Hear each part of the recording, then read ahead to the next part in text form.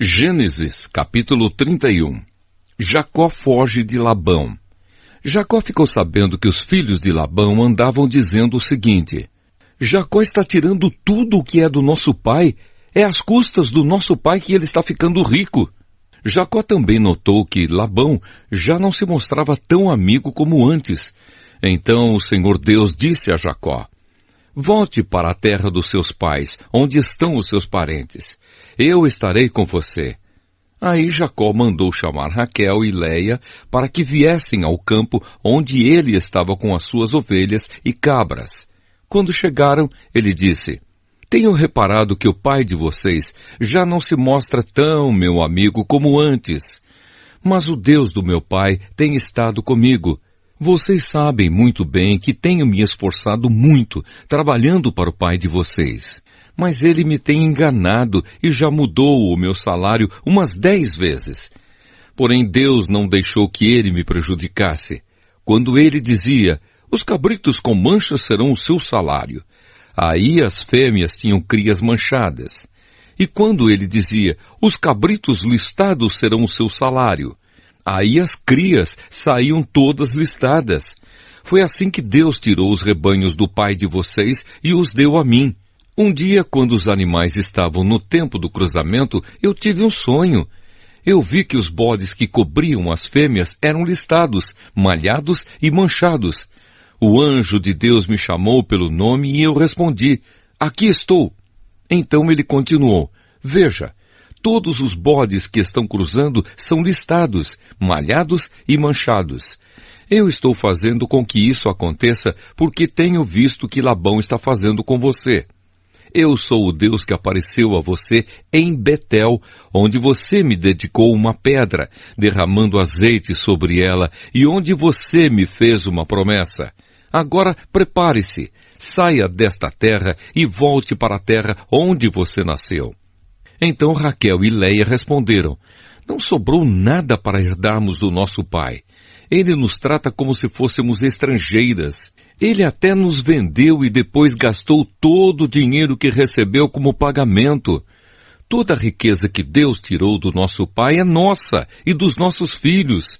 Portanto, faça tudo o que Deus mandou.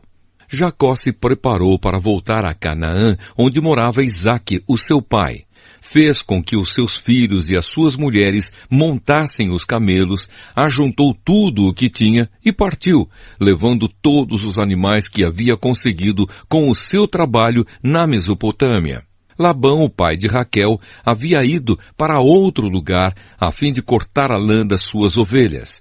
E enquanto ele estava fora, Raquel roubou as imagens dos deuses da casa dele.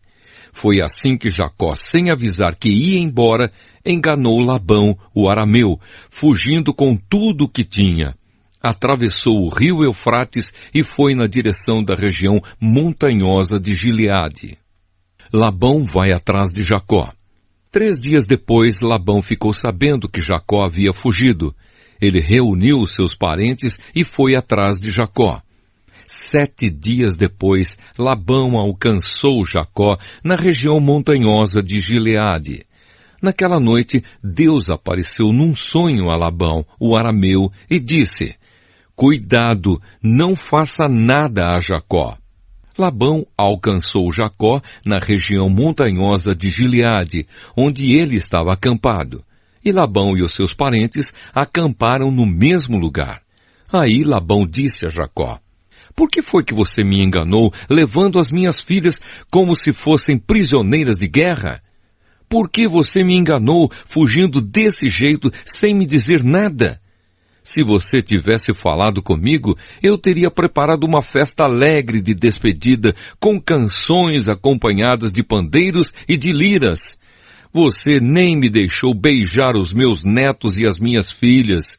O que você fez foi coisa de gente sem juízo. Eu poderia ter feito muito mal a vocês, mas na noite passada o Deus do seu pai me disse assim: Cuidado, não faça nada a Jacó. Eu sei que você foi embora porque tinha saudades de casa.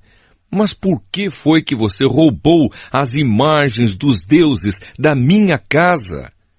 Jacó respondeu: Eu fiquei com medo, pois pensei que o Senhor ia me tirar as suas filhas à força. Mas se o Senhor achar as suas imagens com alguém aqui, essa pessoa será morta. Os nossos parentes são testemunhas.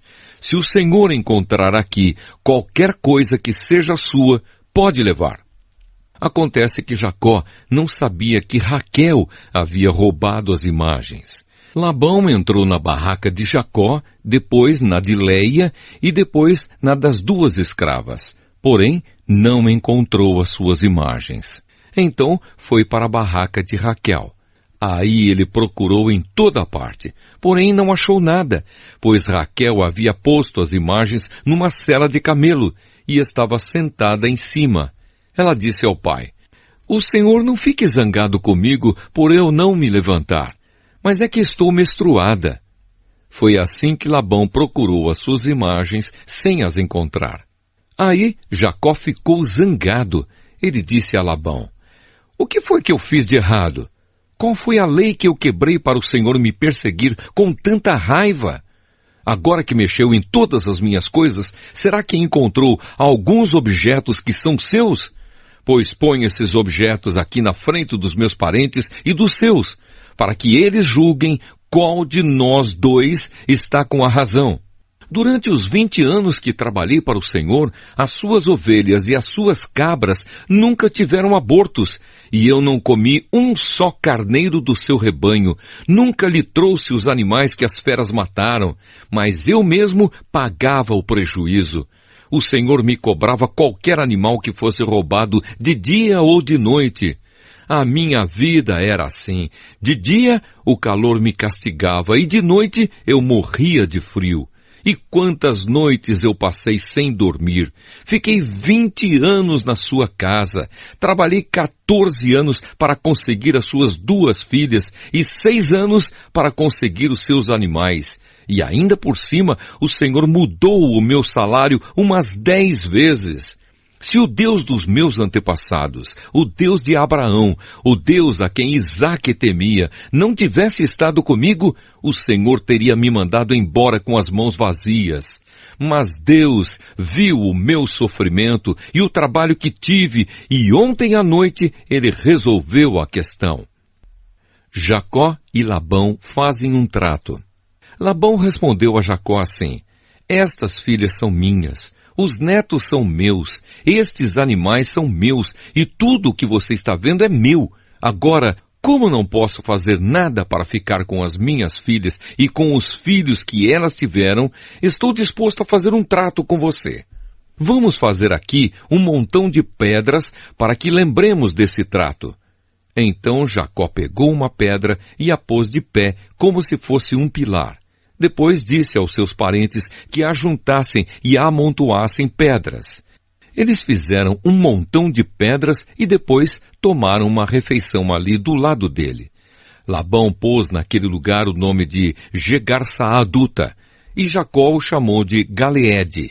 Depois Labão disse: "Este montão de pedras servirá para que nós dois lembremos desse trato." Foi por isso que aquele lugar recebeu o nome de Galeede, e também teve o nome de Mispa, porque Labão disse: "Que o Senhor Deus fique nos vigiando quando estivermos separados um do outro. Se você maltratar as minhas filhas, ou se você casar com outras mulheres, mesmo que eu não saiba o que está acontecendo, lembre que Deus está nos vigiando.